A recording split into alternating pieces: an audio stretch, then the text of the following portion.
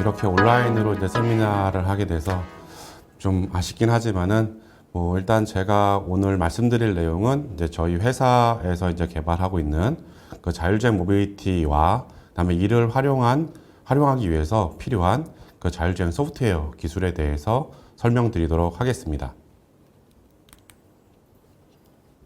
네, 첫 번째 이제 저희 회사에서 개발하고 있는 그 자율주행 모빌리티 플랫폼에 대해서 설명드리도록 하겠습니다.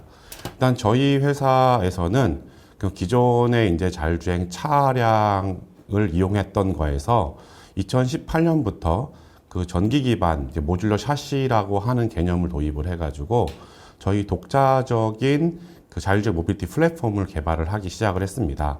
그래서 저희는 이제 이런 자율주행 모빌리티 플랫폼이 왜 필요하냐라고 생각을 했냐면은 결국에는 이제 자율주행 모빌리티 플랫폼이 인간의 삶에서 우리 사회에서 많은 부분에서 활용이 될 거라고 생각을 했는데 이런 활용되는 부분이 결국에는 이제 자동차, 기존에 우리가 알고 있는 자동차를 기반으로 했을 때보다 그 새로운 형태의 어떤 모빌리티 플랫폼이 필요할 것이라고 저희가 판단했습니다. 이제 그 이유가 이제 그 기존의 자동차를 가지고는 저희가 생각하고 있는 다양한 서비스를 만족하기가 되게 어렵다라고 판단을 했습니다.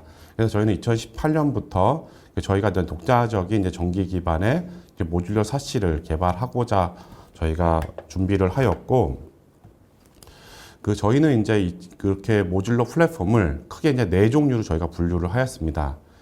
첫 번째 저희가 A, B, C, D라고 부르고 있는데요. 이 A, B, C, D라고 부르는 거는 저희가 이제 어떻게 보면은 이 자율주행 모빌리티 플랫폼이 서비스할 수 있는 어떻게 보면 하나의 어떤 크기를 저희가 분류를 한 거라고 보시면 될 것 같습니다. 그래서 A라고 하는 샤시는 저희가 개발하고 있는 샤시 중에 가장 작은 샤시로 크기가 약 1.2m, 가로 세로 1.2m, 1.6m 정도 되는 아주 작은 샤시입니다. 그래서 저희는 이제 이렇게 개발된 그 플랫폼 A라고 하는 이 샤시를 기반으로 해서 현재는 저희가 이제 물류 대응할 수 있는 배달 로봇하고 그다음에 경비 보안을 할 수 있는 경비 로봇 등을 저희가 지금 시제품을 개발을 해가지고 현재 다양한 곳에서 활용하는 걸 저희가 목표로 하고 있습니다. 그리고 플랫폼 B는 가로 길이가 2m, 그다음 세로 길이가 4m 정도 되는 그냥 일반적인 승용차 정도 크기의 그 플랫폼이라고 보시면 될 것 같습니다. 그래서 저희는 이렇게 개발된 플랫폼 B를 이용을 해가지고 현재 저희가 그 완전 자율주행 셔틀 위더스라고 하는 완전 자율주행 셔틀과 그다음에 자율주행 카고 트럭을 저희가 개발을 해서 현재 지금 위더스는 양산화 과정을 거쳐가지고 현재 양산을 시작을 했고 그 카고 트럭 같은 경우에는 지금 현재 물류 회사들하고 사용하는 곳에 대해서 협의를 또 진행을 하고 있습니다. 저희가 2019년에 그 플랫폼 A하고 B는 개발이 완료가 돼서 현재 이제 제품을 양산해서 이제 판매에 돌입을 했고 이보다 좀 더 큰 플랫폼 C는 현재 올해부터 이제 개발 진행 예정에 있습니다. 그래서 플랫폼 C의 크기가 약 2.5m, 6m 정도 되는 중형 이상의 어떤 큰 대형 플랫폼이라고 보시면 될 것 같고요. 저희는 이렇게 개발된 그 플랫폼 C를 이용을 해가지고 약 10인승 이상의 버스하고 5톤 이상의 그 카고 트럭을 저희가 개발할 예정에 있습니다. 그리고 플랫폼 D라고 하는 거는 저희가 이제 일반적으로 플랫폼 A, B, C는 도로 환경에서 활용될 수 있는 플랫폼들을 저희가 이렇게 분류를 한 거고 플랫폼 D는 도로 환경이 아니라 우리가 비정형 환경이라고 부르는 그 비포장 또는 야지에서 활용될 수 있는 플랫폼을 저희가 D로 분류를 해서 지금 농업용에 활용될 수 있는 농업용 로봇으로 저희가 개발을 좀 하고 있습니다. 그래서 주로 이제 농업용 로봇으로 트랙터, 그러니까 농업에서 활용될 수 있는 로봇 트랙터하고 로봇 방제기 등을 개발을 해가지고 그 농기계 회사들과 같이 협업을 통해서 사업화를 추진을 하고 있습니다. 이와 같이 자율주행 모빌리티 플랫폼은 그 활용하는 곳에 따라서 되게 다양한 형태의 크기, 다양한 형태의 모양으로 서비스가 될 거라고 저희는 예상을 할 수가 있습니다. 그래서 저희가 이제 개발해서 이제 판매하고 일반 시민들을 대상으로 그 실증 서비스를 하는 플랫폼에 대해서 저희가 정리를 했습니다. 저희가 현재 지금 하고 있는 뭐 제품들은 크게 이제 5가지 제품을 저희가 선을 보이고 있고요. 그 중에 소형 배달 로봇은 저희가 현재 서울 상암 문화광장에서 그 배달 실증을 진행을 하고 있습니다. 그리고 배달 로봇 로지는 저희가 이제 그 공장에서 물류를 대응할 수 있는 플랫폼으로 저희가 활용을 하고 있고, 같은 사이즈의 로봇인 경비 로봇은 저희가 현재 공원하고 공장 내 또는 캠퍼스, 뭐 공항 이런 데서 활용될 수 있도록 저희가 지금 그 프로그램 또 개발 작업을 하고 있습니다. 물류 로봇 카로 같은 경우도 마찬가지로 그 대형 물류 회사들하고 협업하기 위해서 좀 활용을 논의를 하고 있습니다. 그러니까 이렇게 그 다양한 곳에서 활용될 수 있는 다양한 모빌리티 플랫폼이 형태를 보시면 알겠지만은 그 일률적이지가 않습니다. 그래서 대부분의 이제 향후 자율적 모빌리티 플랫폼이 양산화되고 판매가 들어가게 되게 되면은 저희는 이제 이런 부분을 이제 다품종 소량 생산이라고 얘기를 하고 있습니다. 그래서 이 자율적 모빌리티 플랫폼은 그 다품종 소량 생산에 적합한 형태로 그 개발되고 양산돼서 서비스가 될 거다라고 예상을 할 수가 있습니다. 저희는 이제 이렇게 개발된 그 다양한 그 자율적 모빌리티 플랫폼을 이용을 해서 스마트 시티 내에서 라스트 마일 서비스를 구현하는 것을 목표로 하고 있습니다. 뭐 대부분 다 알고 계시겠지만은 라스트 마일 서비스는 그 목적지까지 가까운 거리를 서비스할 수 있는 다양한 어떤 서비스를 얘기를 하고 있습니다. 그래서 보통 우리가 한 1에서 한 2km 정도 되는 서비스를 그 대응할 수 있는 그 자율적 모빌리티 플랫폼을 얘기를 하고 있고, 특히 저희는 이런 라스트 마일 서비스를 대응하기 위해서 크게 3가지 서비스를 좀 준비를 하고 있습니다. 그 첫 번째로는 그 배달 서비스로서 그 단거리 물류 이송 및 배달하는 곳에 활용될 수 있다고 저희가 보고 있고, 두 번째로는 그 경비 서비스로서 그 산업단지 내 또는 주거단지 내에서 기존의 이제 경찰이나 경비 인력들을 대신해서 그 순찰을 할 수 있는 서비스를 저희가 또 준비를 할 수가 있게 되고요. 세 번째로는 이제 교통 서비스로서 그 단거리 수송에 필요한 교통 시스템을 만드는 걸 목표로 하고 있습니다. 대부분 이제 스마트 시티들은 기존 도시와 떨어져 가지고 새로 개발되다 보니까 그 신도시에서 스마트 시티에서 그 기존 교통망까지 연계를 하는 교통수단이 개발이 아직 더디고 있습니다. 그래서 저희는 이렇게 더딘 그 교통 서비스를 대응하기 위해서 그 완전 자율적 셔틀을 이용해서 그 단거리의 그 교통을 대체할 수 있는 이런 시스템으로 서비스를 준비를 하고 있습니다. 그래서 이렇게 개발된 그 다양한 그 서비스들을 그 라스트 마일 또는 퍼스트 마일 서비스로서 다양한 곳에서 활용할 수 있도록 저희가 준비를 하고 있다고 보시면 될 것 같습니다.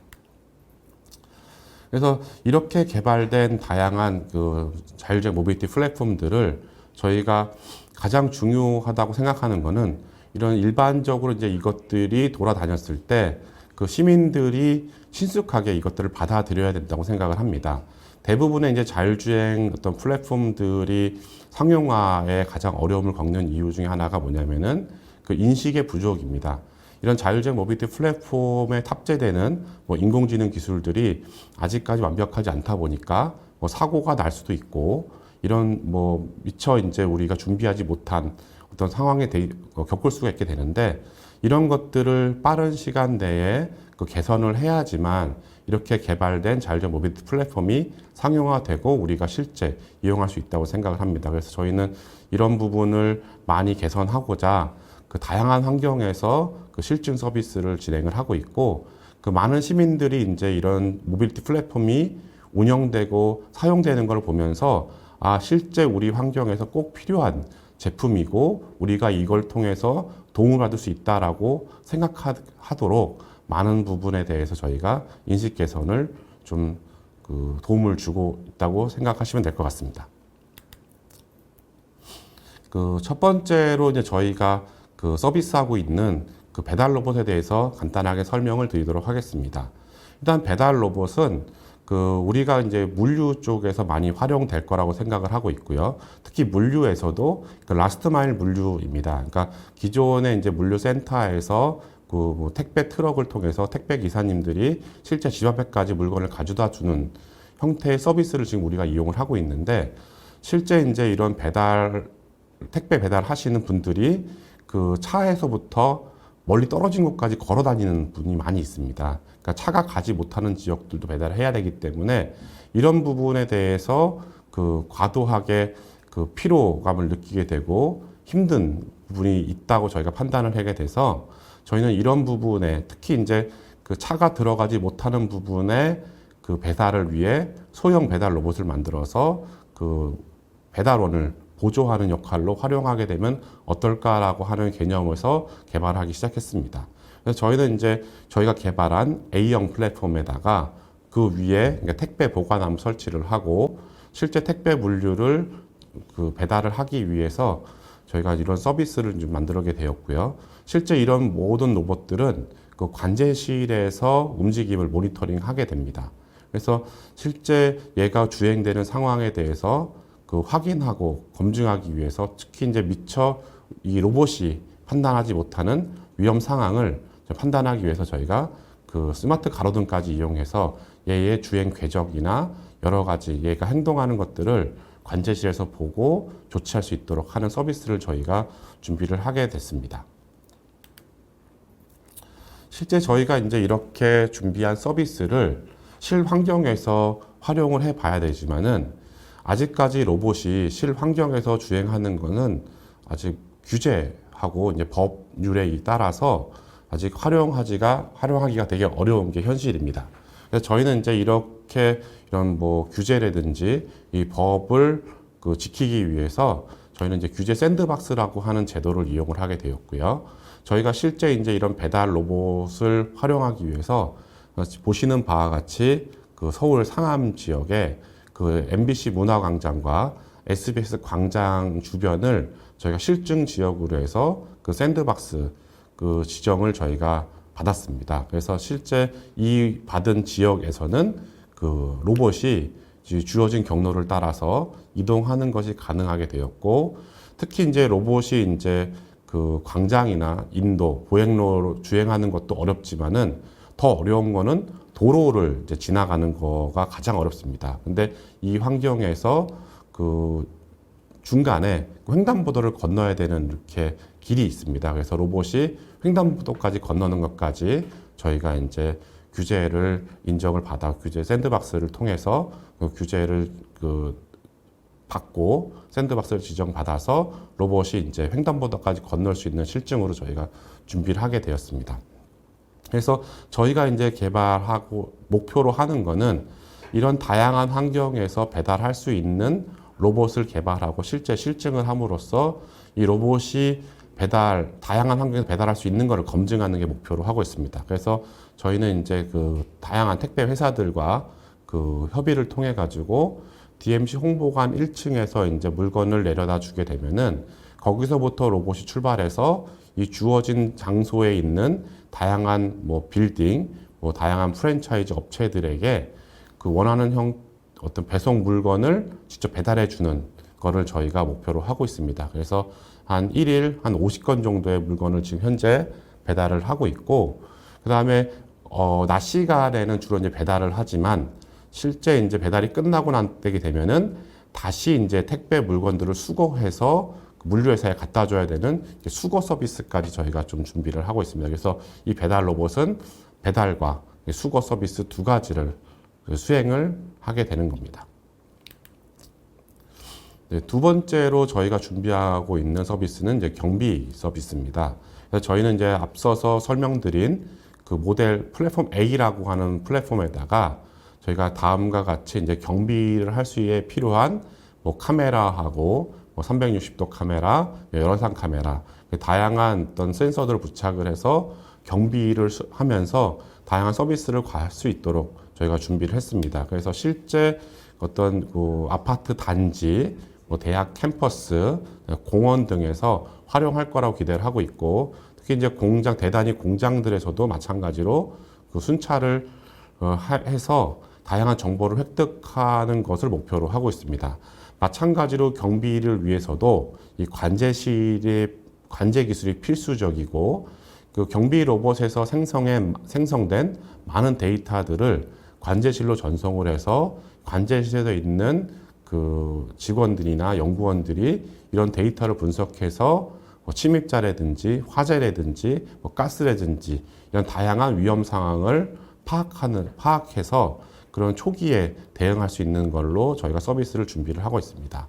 그리고 미처 저희가 뭐 로봇이 주행을 하다가 장애물을 만났을 때 로봇이 정차를 하게 되는데, 정차를 하였을 때 로봇 스스로 회피를 못하게 되게 되면은 얘를 이제 원격에서 수동으로 제어를 해서 로봇을 할 수 있는 원격 제어 장치까지 개발을 해가지고 그 자율주행뿐만 아니라 원격 서비스까지 대응할 수 있도록 저희가 서비스를 준비를 하고 있습니다.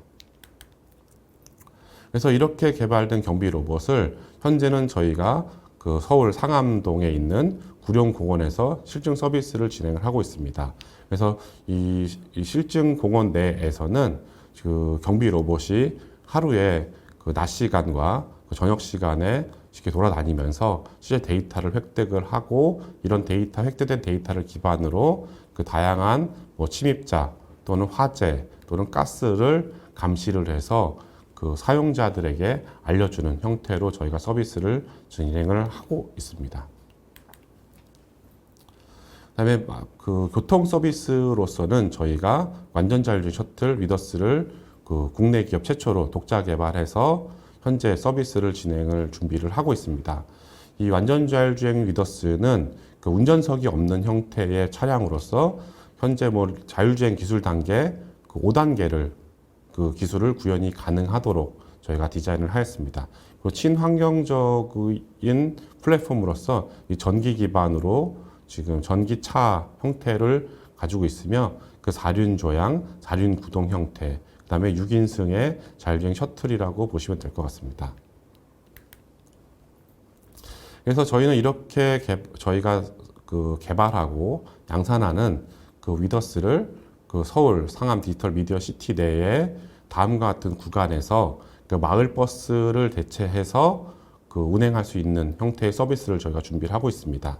그 서울 DMC 그 상암 지역은 좀 특이한 지역인데요.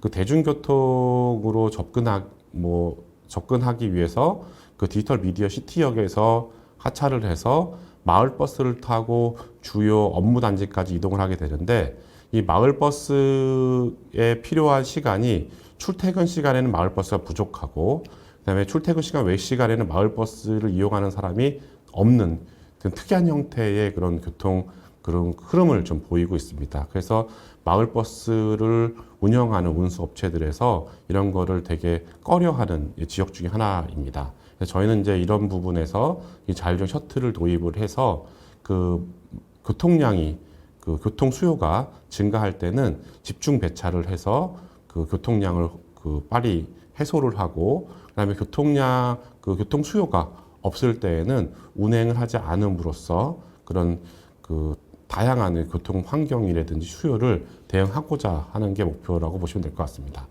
두 번째로는 저희가 세종시에서 그 세종중앙공원에서 운영하는 셔틀로 저희가 지금 준비를 하고 있습니다. 그 세종중앙공원은 밑에 보시는 그림과 같이 되게 엄청나게 큰 부지의 그 공원이 지금 개발이 돼서 이제 9월 1일 날 개장을 앞두고 있습니다. 근데 이런 공원에는 이제 그런 많은 시민들이 방문해서 그 뭐 여가 활동을 이제 즐기게 되게 되는데요. 그런 공원에서도 다양한 시민들이 즐기기 위해서 하지만 너무 넓다 보니까 중간에 이제 걸어가다가 힘들게 되면은 어떤 다른 교통 수단을 이제 필요로 하게 됩니다. 그래서 저희는 이런 부분을 대응하기 위해서 중앙공원 안에서 완전 자율주행 셔틀을 이용을 해가지고 노약자 또는 장애인들도 쉽게 이동할 수 있도록 저희가 이동권 보장하는 것을 목표로 하고 있으며, 그 상시 운영을 해서 그 다양한 그 시민들이 그 자율주행 체험뿐만 아니라 그 노약자, 장애인들도 이동할 수 있도록 저희 도움을 줄 예정에 있습니다. 그 마지막으로 저희가 또 준비하고 있는 실증 사업은 그 제주도 스마트 빌리지 사업으로서 그 제주도의 구자읍 내에서 운행하는 그 마을 버스로서 저희가 활용을 할 예정에 있습니다. 마찬가지로 이제 도시뿐만 아니라 농어촌 지역에서도 그 대중교통 서비스를 그 필요로 하지만 그 이용자가 적기 때문에 그 기존의 이제 운수 업체들에서 운영을 꺼려하는 게 현실입니다. 그러니까 이런 부분에 대해서 그 자율주행 어떤 교통 서비스를 개발함으로써 그 다양한 환경에서 그 다양한 사람들이 다양한 시간대에 활용될 수 있는 도록 하는 게 가장 목표라고 보시면 될 것 같습니다. 지금까지 제가 저희 회사에서 개발하고 있는 그 다양한 자율주행 모빌리티 서비스에 대해서 제가 설명을 드렸습니다. 지금부터는 제가 여기에 적용할 그 소프트웨어 기술에 대해서 설명드리도록 하겠습니다. 그 자율주행 시스템의 이제 크게 요소 기술이라고 하게 되면은 그 대부분의 사람들이 인지, 판단, 그 제어라고 하는 그 기술은 다 들어보셨을 겁니다. 그래서 저희가 이제 거기에 맞춰서 그 인식 기술과 판단 기술과 제어 기술에 제가 설명을 했습니다. 그래서 외부 주행 환경 인식을 위해서 뭐 경로 탐색, 고정 지물 인식, 동적, 뭐 물체 인식 이런 것들이 필요하게 되고 이때 활용되는 기술이 정밀 지도와 측이 또는 VTS 통신, 그다음에 다양한 그 센서들이 필요로 하게 됩니다. 뭐 이때 쓰이는 센서로는 이제 저희가 가장 많이 활용되고 있는 카메라 기술, 뭐 GPS 기술, 라이다 기술, 그다음에 레이다 기술 이런 것들이 이제 쓰게 되는 거죠. 그래서 이런 것들을 통해서 다양한 환경에서 자기 위치 인식과 물체 인식을 통해서 할 수가 있게 되고 이렇게 획득한 데이터를 기반으로 해서 자율주행 시스템이 주행하기 위한 판단과 주행 전략을 세울 수가 있게 됩니다. 판단이라고 하는 거는 뭐 상황 판단, 뭐 차로 변경, 뭐 끼어들기 대처, 뭐 신호등 인식, 뭐 정지, 뭐 이런 것들을 하게 되게 되고 이에 맞춰서 그 다양한 주행 궤적을 생성을 하게 되는 겁니다. 그래서 이때 필요한 기술을 다시 얘기를 하게 되면은 뭐 주행 경험 데이터를 기반으로 한 자율주행 학습을 통한 인지 및 전략이 필요하게 되고 다양한 센서에서 나온 데이터를 기반으로 해서 그 센서 기반의 주행 상황 인지를 통한 뭐 돌발 상황 대처, 그다음에 긴급 상황에 대한 정지 이런 기능을 저희가 수행을 하게 되는 겁니다. 이렇게 판단을 통해서 결론적으로는 그 차의 그 안전한 주행을 위한 데이터를 생성하게 되고 이 데이터는 차량 제어 시스템으로 전달돼서 조향각 또는 가감속을 제어를 하게 되는 겁니다. 그래서 이렇게 하게 되면 차가 다시 움직이게 되고 움직이게 되면은 외부 주행 환경이 바뀌고 환경 바뀐 거에 따라서 인식되는 어떤 데이터가 다르게 되고 이렇게 변경된 데이터를 기반으로 다시 주행 판단, 주행 전략을 세우게 되고 여기에 맞춰 제어하고 이게 계속해서 반복적으로 돌면서 그 자율주행 어떤 플랫폼, 모빌리티가 움직이게 되는 것입니다. 하지만 이제 실질적으로 여기에 그 서비스라고 하는 게 붙어야 됩니다. 그러니까 앞서서 말씀드린 거는 자율주행에 필요한 요소 기술을 얘기를 했지만 실질적으로 이제 자율주행이 어떤 서비스에 접목됐다라고 하게 되면은 여기에 어떤 서비스가 붙게 돼야 되고 이 서비스를 구현하기 위해서 필요한 것들이 중에 하나가 통신입니다. 그러니까 통신은 이제 뭐 여기서도 그림에서도 많이 표현되어 있지만 뭐 V2X라고 해서 뭐 V2V 차량 간 통신, 뭐 V2I 차량하고 인프라 통신, 그 V2P라고 해서 차량하고 사람 간의 통신. 그래서 이 다양한 환경에서 이 통신 기술이 필요하게 되고 이렇게 통신으로 이렇게 다양한 환경에서 통신을 통해서 그 데이터가 주고받게 되게 되면은 실질적으로 이런 서비스들을 그 모니터링하고 제어를 해야 되게 됩니다. 그래서 이렇게 하는 그 기술을 저는 이제 관제 기술이라고 또 하게 됩니다.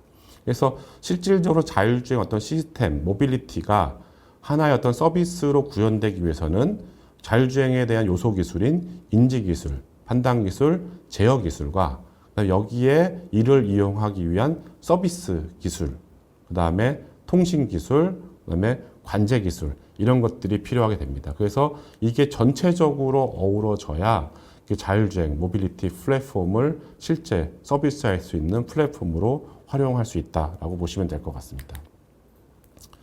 그래서 실질적으로 이제 다시 설명을 드리게 되면은 그 차량에서의 데이터를 생성을 하게 되고 이런 다양한 환경에서 수집된 데이터들을 기반으로 해서 그 인지 기술의 향상을 해야 됩니다.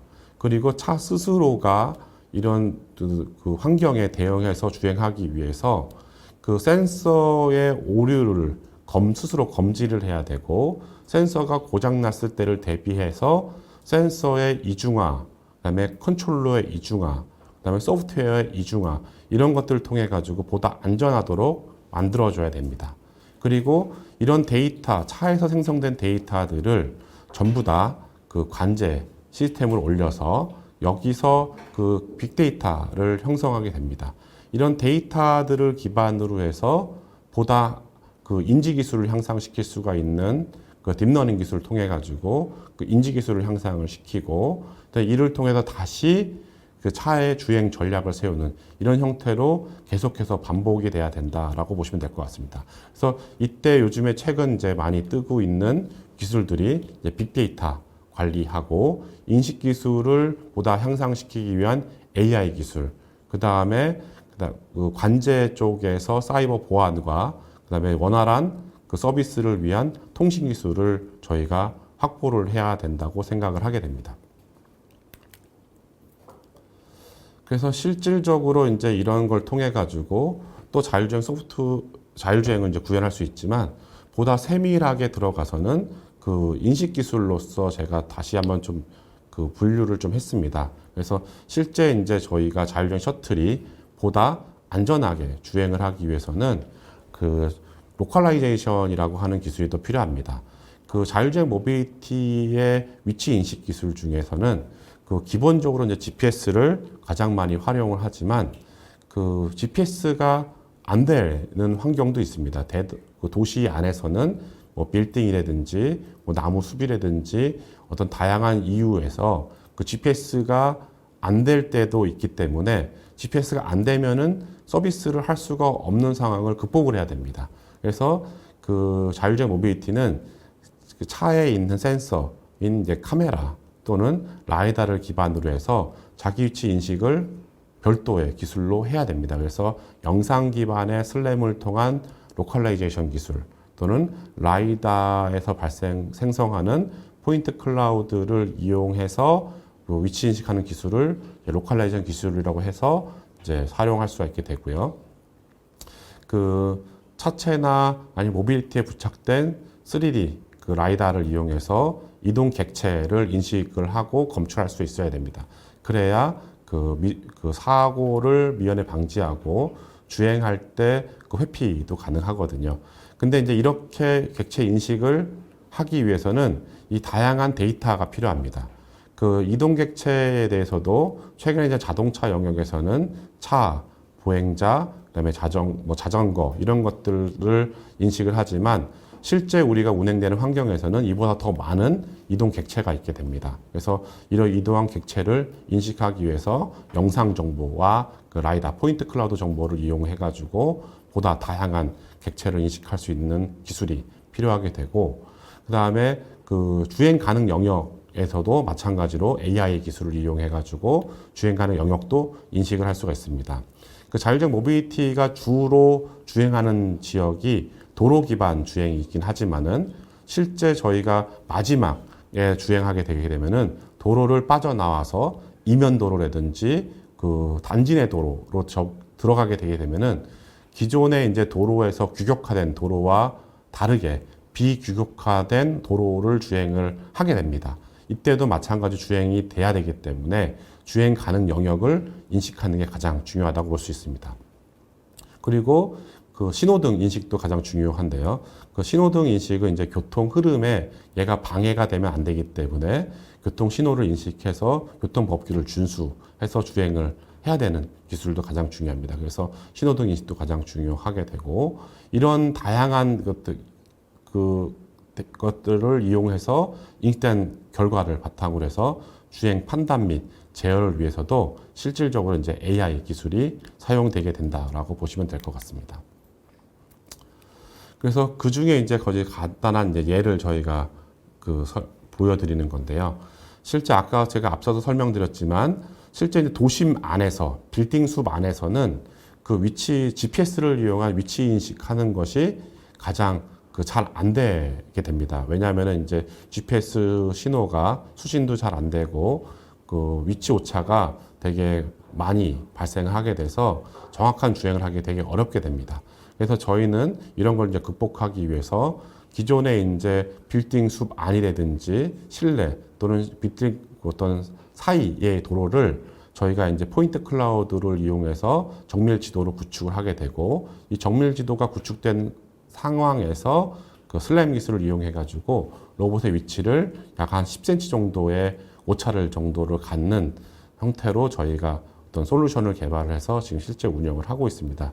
이러기 위해서는 그 사전에 그 포인트 클라우드를 기반으로 한 정밀 지도가 이제 구축이 되어야 되고 이 구축된 정밀 지도를 기반으로 해서 그 로봇이 가지고 있는 센서로 매칭을 해서 실제 자기 위치를 추정하고 이 추정된 위치를 기반으로 해서 주행하는 이런 전략이 필요할 거라고 저희가 보고 있습니다.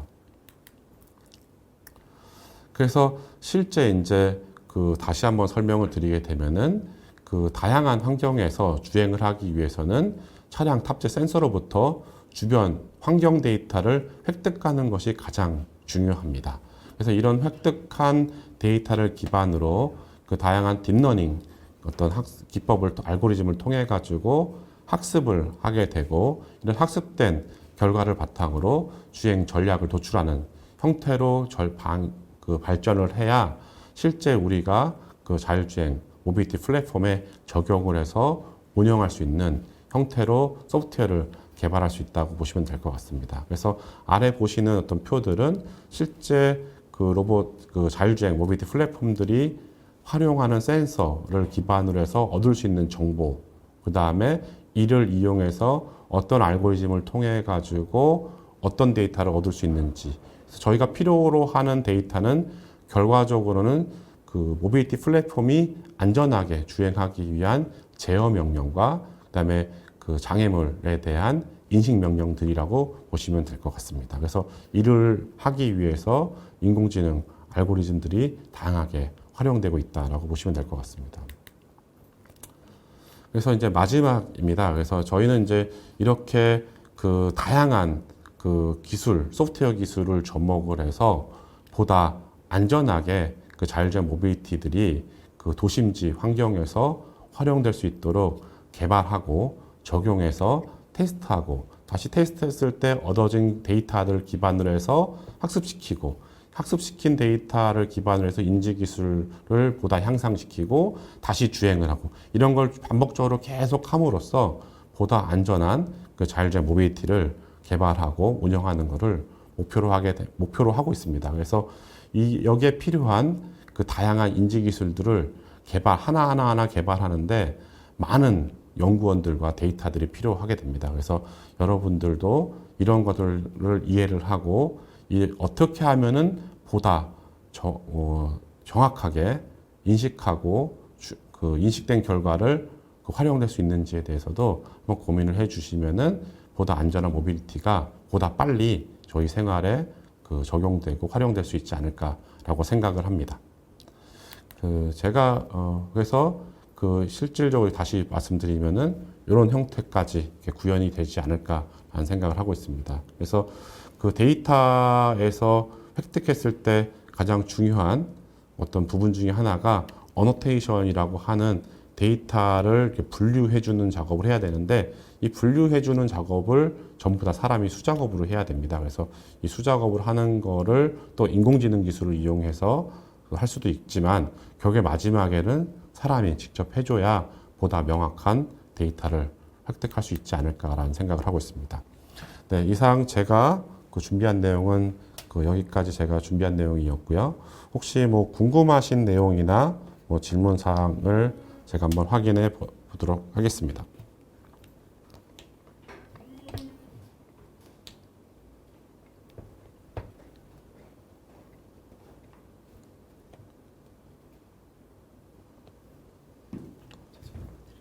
네.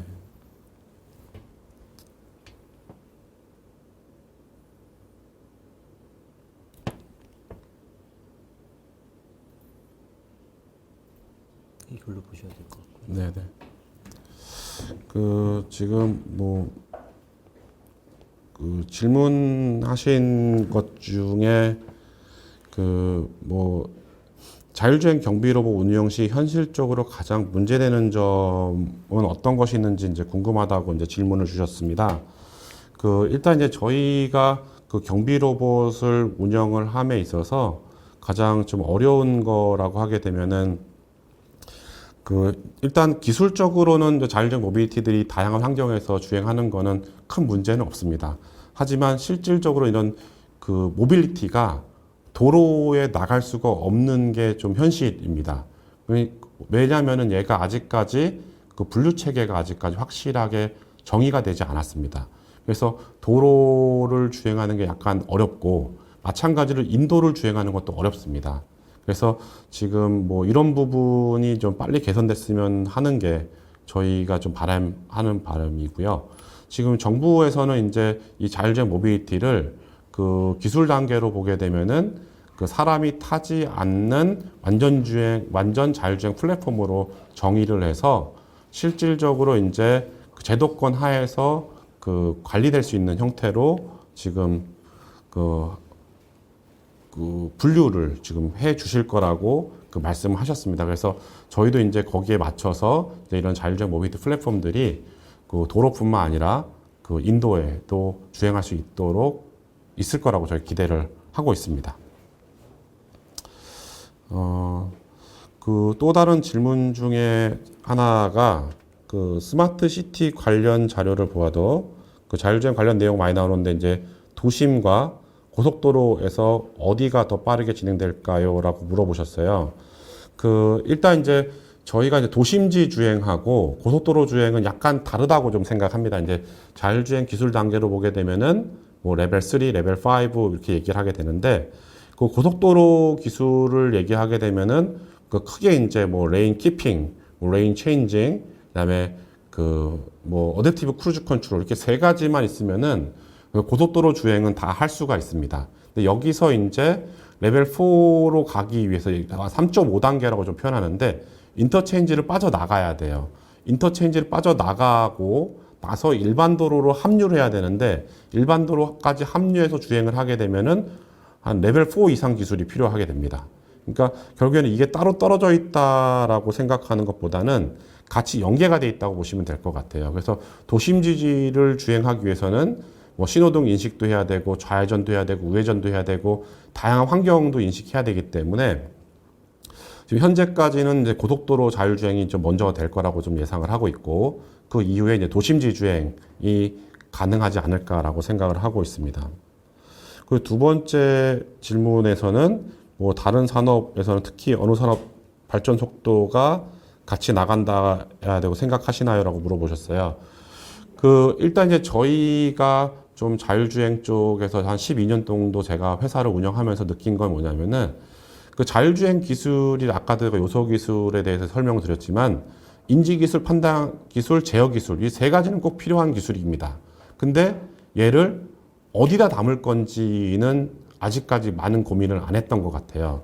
이 어디다 담아서 제품하고 양산에 들어간다는 얘기는 결국에는 요소 기술도 중요하지만 제품의 제조하는 어떤 생산 기술에 대해서도 상당히 더 중요한 것 같습니다.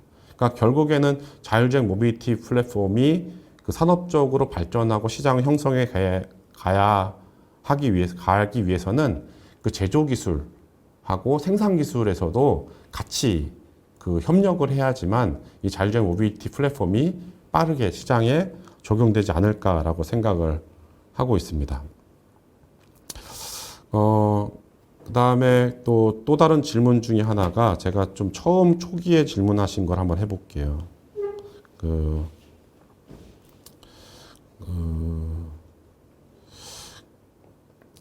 자율주행 모빌리티가 오류가 나는 상황이 발생하면은 해결 방안은 있을까요? 아니면 자기 마음대로 움직이거나 인식 오류가 많이 나는 걸로 압니다라고 이렇게 물어보셨어요.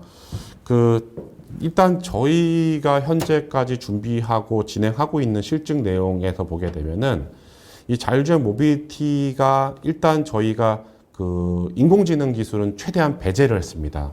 왜냐하면은 지금 우려하신 대로 어떤 안전 문제가 발생했을 때 솔직히 사고가 나는 게 더 위험하다고 저희 판단하거든요. 그래서 일단 주어진 경로를 따라서만 주행하는 거를 지금 목표로 하고 있고, 주어진 경로에서 저희가 예기치 못한 장애물이 이제 그 경로에 있게 되게 되면은 얘는 무조건 정지를 하는 걸로 저희가 설정을 했습니다. 당연히 피해갈 수 있어요. 피해갈 수 있지만 피하다가 예기치 못한 사고가 발생하게 되면 이게 더 큰 위험이 초래가 될 수 있다고 저희가 판단을 하거든요. 그래서 아직까지는 저희가 경로를 지켜서만 가는 거를 좀 목표로 하고 있고, 저희가 이런 실증을 통해서 이런 어느 정도나 많은 그런 위험 상황이 있는지에 대해서 빨리 파악을 하는 게 더 중요하다고 생각을 합니다. 그래서 이런 상황에 대해서 빨리 파악을 하고 이런 다양한 위험 상황을 저희가 극복할 수 있는 것도 고민하고 프로그램이 돼야 향후에 이제 그 다양한 그 환경에서 그 주행할 수 있지 않을까라는 생각을 하고 있습니다.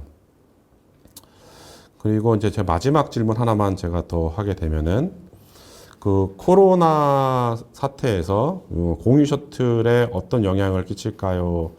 코로나가 이제 공유 셔틀에 어떤 영향을 끼칠까요?라고 좀 여쭤보셨어요. 일단 이제 코로나 19로 이제 그 대면하는 것이 상당히 지금 어려워진 게 현실인 것 같습니다.